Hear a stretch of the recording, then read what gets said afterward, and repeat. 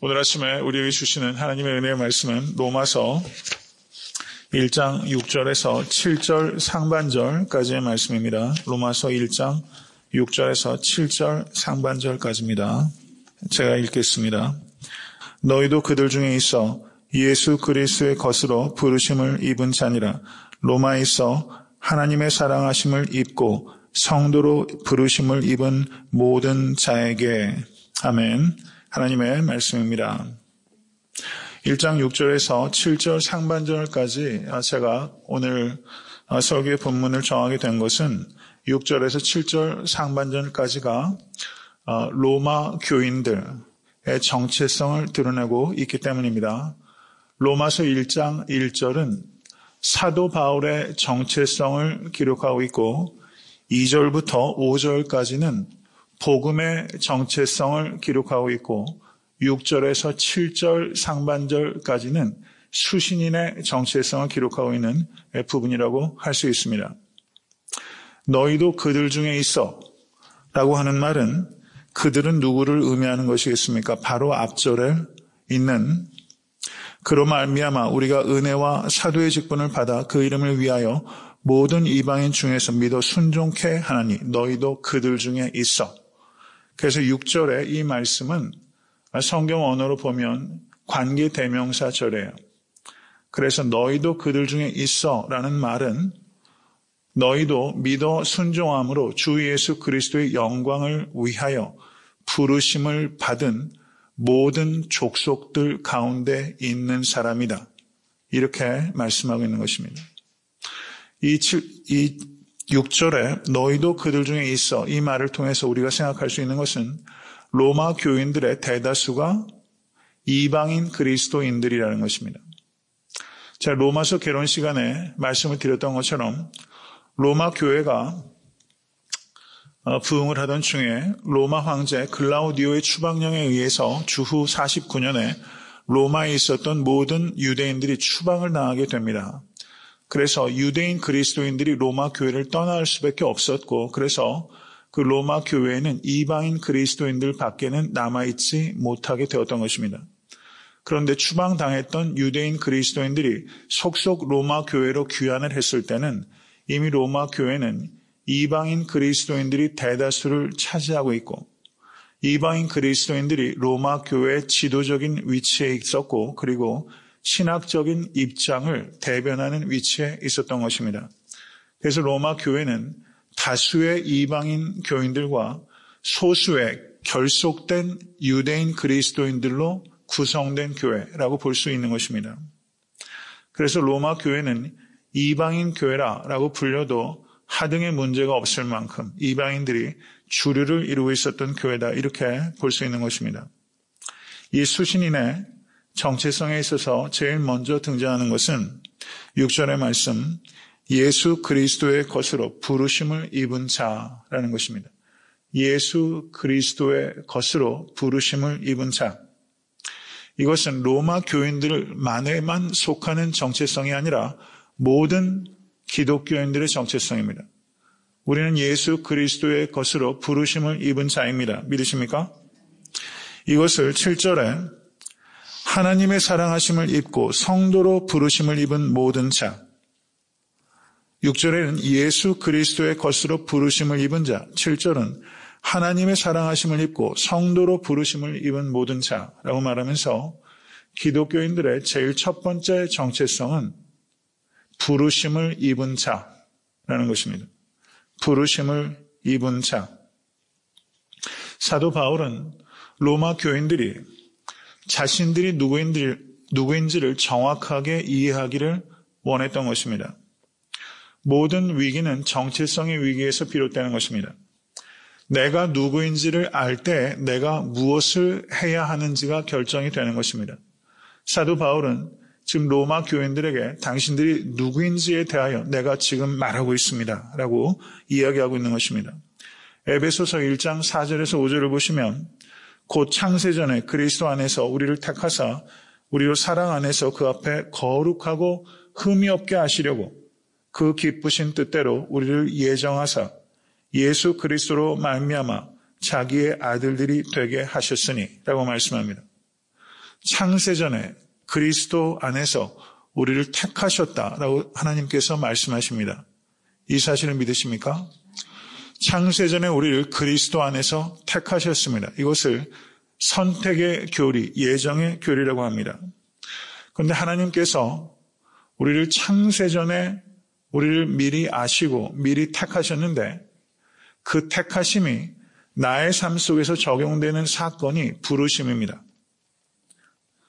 두 사람이 있다고 한번 가정해 보시기 바랍니다. 두 사람에게 동시에 복음이 제시가 되었는데 한 사람은 그 복음을 받아들여서 하나님의 자녀가 되었고 한 사람은 그 복음을 거절하여서 하나님의 자녀가 되지 못했습니다.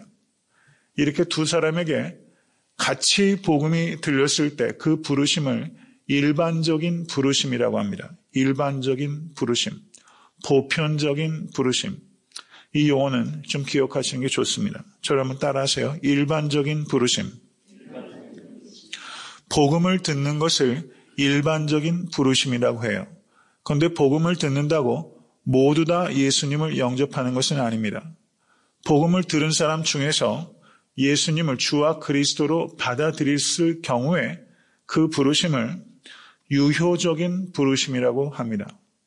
저를 따라하십시오. 유효적인 부르심. 일반적인 부르심과 유효적인 부르심이 있다는 거예요. 여기서 사도 바울께서 예수 그리스도의 것으로 부르심을 입은 자니라라고 했을 때 이 부르심은 그저 복음을 들었다는 뜻이 아니라 복음을 듣고 예수님을 영접하여 그리스도인이 된 사람들을 가리키는 것이기 때문에 이 부르심은 유효적인 부르심을 의미하는 것입니다. 어떤 사람들은 선택의 교리에 대해서 오해를 하고 우리가 복음 전도를 하지 않아도 하나님께서 택하신 사람은 어차피 구원을 받게 될 것이기 때문에 전도는 필요 없습니다. 라고 말하는 사람들이 있어요. 그것은 성경의 가르침을 오해한 것입니다. 하나님의 유효적인 부르심은 복음 전도라는 일반적인 부르심을 통하여 하나님께서 우리를 부르십니다. 우리가 예수 그리스도를 영접하게 된 것은 누군가를 통해서 복음을 들었기 때문입니다. 맞습니까? 부모가 되었던, 친구가 되었던, 혹은 미션스쿨을 통해서건 어쩌면 우연한 만남을 통해서 우리가 누군가로부터 복음을 들은 거예요. 그렇죠? 그 일반적인 부르심이 우리에게 있었어요. 그 부르심을 통하여 하나님께서 직접 우리를 부르신 것입니다. 그래서 우리가 예수님을 주와 그리스도를 영접하게 되었고 하나님의 자녀가 된 것입니다. 일반적인 부르심을 통해서 하나님께서 우리를 유효적으로 우리를 부르시는 것입니다. 그래서 로마서 10장 14절은 그런즉 저희가 믿지 아니하는 일을 어찌 부르리요 듣지도 못한 일을 어찌 믿으리요 전파하는 자가 없이 어찌 들으리요 라고 말씀하면서 일반적인 부르심의 중요성을 강조하고 있는 것입니다. 저를 따라 하시기 바랍니다. 그리스도인들은 부르기 위하여 부르심받은 존재입니다. 이것을 기억하세요. 그리스도인들은 부르기 위하여 부르심을 받은 존재예요.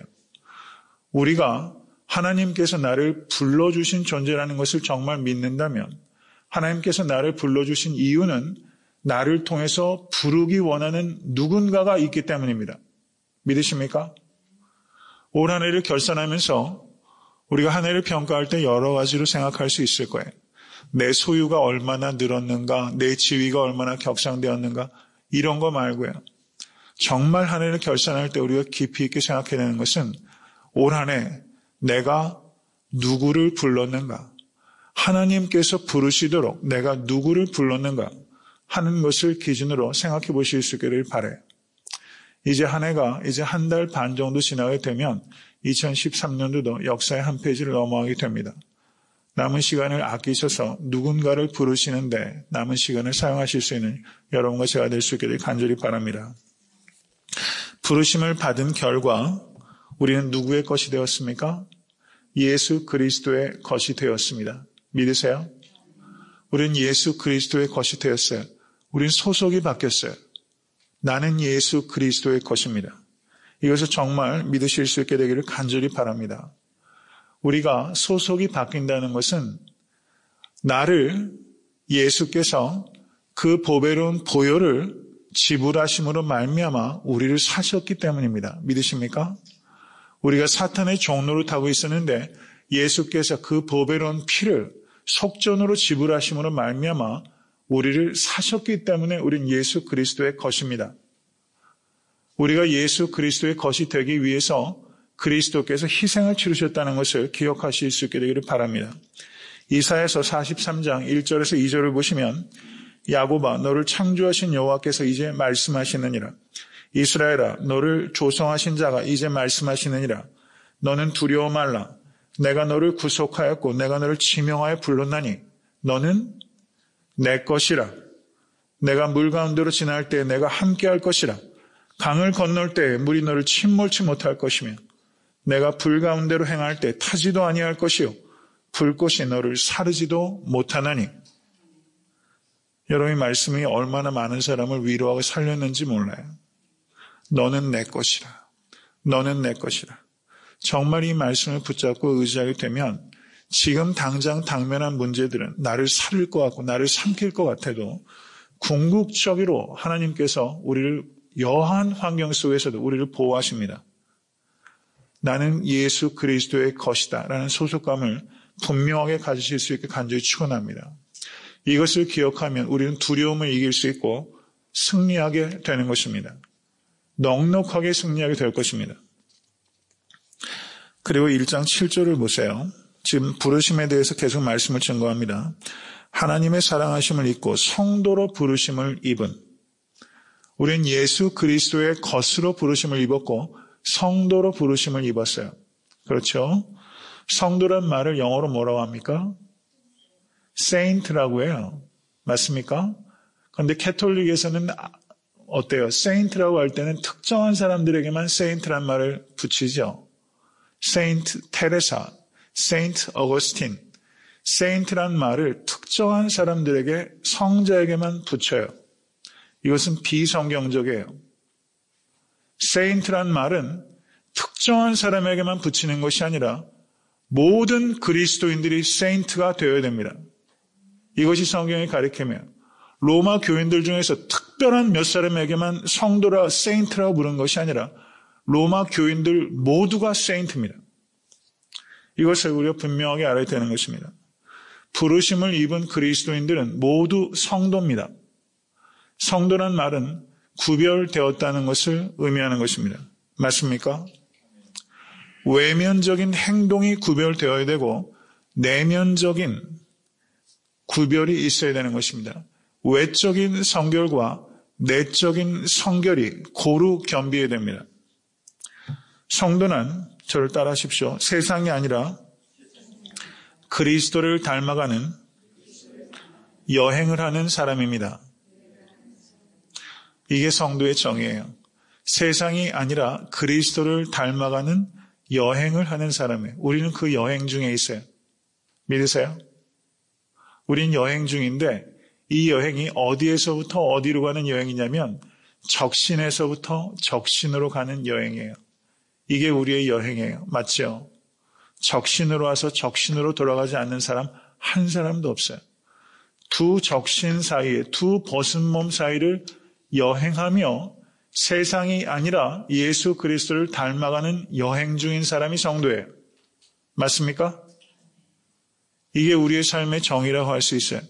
예수를 닮아가는 여행 중에. 그럼 인생의 성공은 어디에 있어요? 예수를 얼마나 닮느냐에 있는 것이죠. 그렇죠?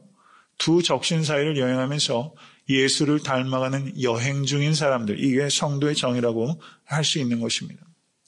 이 여행은 캐톨릭에서 얘기하는 것처럼 특별한 몇 명의 사람들만 하라고 부른 여행이 아니에요. 모든 그리스도인들은 하나님의 자녀가 되는 순간 이 여행을 시작한 것입니다. 믿으십니까? 이게 성도의 의미예요. 그 다음에 1장 7절을 보시면 로마에 있어 라는 말이 있습니다. 로마에 있어. 로마에 있어. In Rome. 그렇죠? 로마에 있어. To all in Rome. 영어 번역은 그렇게 말하고 있습니다. In Rome. 성도에게는 두 개의 집이 있어요. In Rome, 로마 안에 집이 있고, 맞습니까? 그 다음에 in Jesus Christ, 예수 그리스도 안에 집이 있습니다. 성도에게는 이 두 가지의 집이 있어요. 성도님들의 집은 어디 있습니까? 둘루스에 있습니까? 로렌스빌에 있습니까? 조지아라고 합시다. 아틀란타라고 하시죠. in 아틀란타. 사도 바울이 만약에 우리에게 편지를 쓴다면 어떻게 되겠어요? 아틀란타에 있어 하나님의 사랑하심을 입고 성도로 부르심을 입은 모든 자에게. 그러니까 우리의 집은 하나가 어디에 있어요? 아틀란타에 있어요. 그리고 우리의 진짜 집은 어디에 있어요? In Jesus Christ. 우리의 집은 이 두 가지 로케이션에 있다는 거예요. 하나는 아틀란타에, 하나는 예수 그리스도 안에.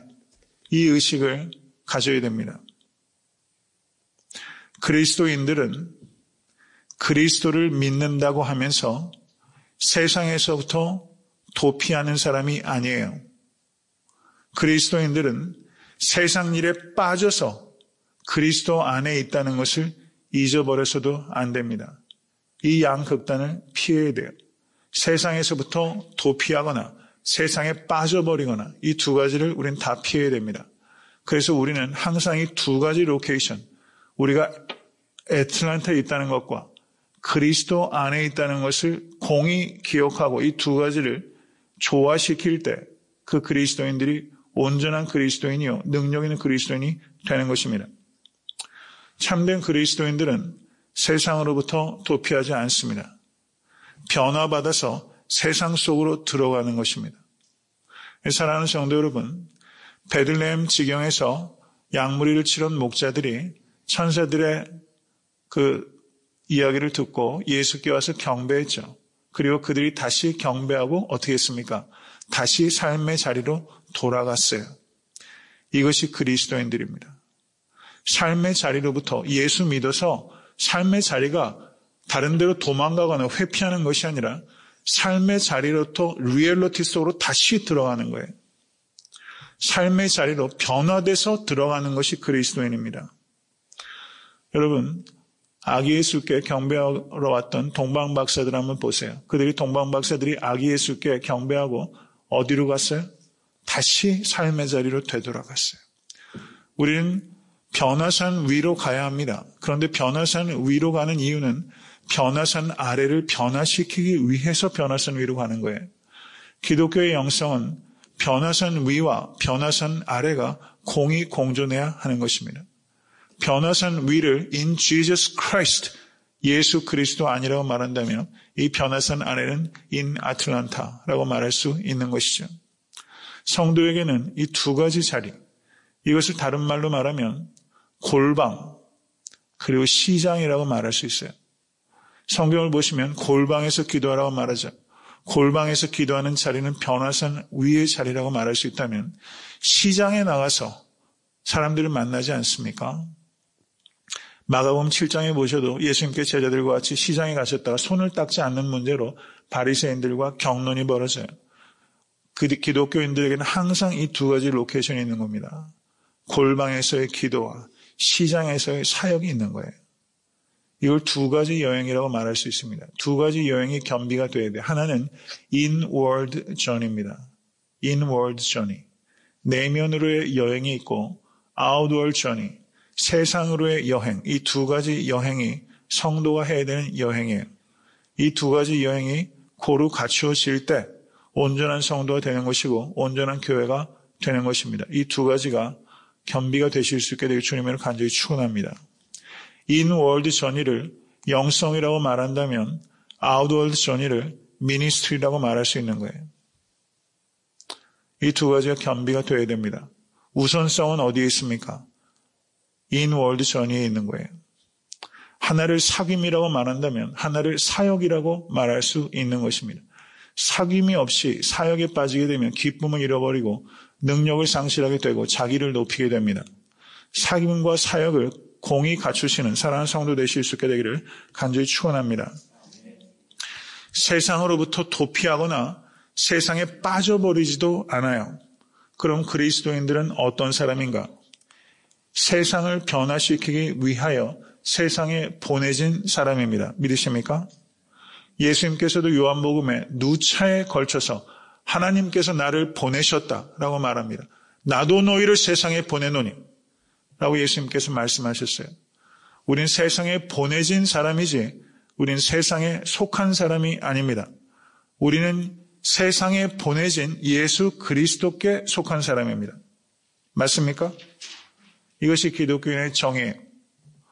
그러면 여러분들께서 오늘 예배당을 나가셔서 세상에 거하실 때 우리가 항상 기억해야 되는 것은 나는 세상에 보내진 그리스도께 속한 사람이다. 이것을 신학적으로 제가 이거 항상 강조합니다. 저를 따라하십시오. 거룩한 세속성. 거룩한 세속성이라고 그래요. 이것을 holy worldliness라고 말합니다. holy worldliness. 거룩한 세속성. 그리스도는 죄인의 친구였습니다. 맞습니까? 그런데 예수께서 죄인들과 친구가 되시기 위해서 죄를 짓지 않으셨어요. 예수님께서는 죄인들의 친구셨지만 죄로부터 떠나 있었습니다. 우리는 세상에서 있는 여러 가지 일들에 대해서 공감할 수 있어야 되지만 세상에 동화돼서는 안 되는 것입니다. 이것이 거룩한 세속성이에요. 예수님께서 누가복음 14장 34절에서 35절에 소금이 좋은 것이나 소금도 만일 그 맛을 잃었으면 무엇으로 짜게 하리요? 땅에도 거름에도 쓸데없어 내어버리느니라. 이렇게 말씀하고 있습니다. 이것을 많이 기억하실 수 있게 간절히 바라요. 여러분, 기독교는 메시지의 종교입니다. 기독교는 메시지를 전달하지 않으면 기독교는 YMCA로 전락해버려요. 이것을 항상 기억하실 수 있는 여러분과 저야 될 수 있게 간절히 바랍니다.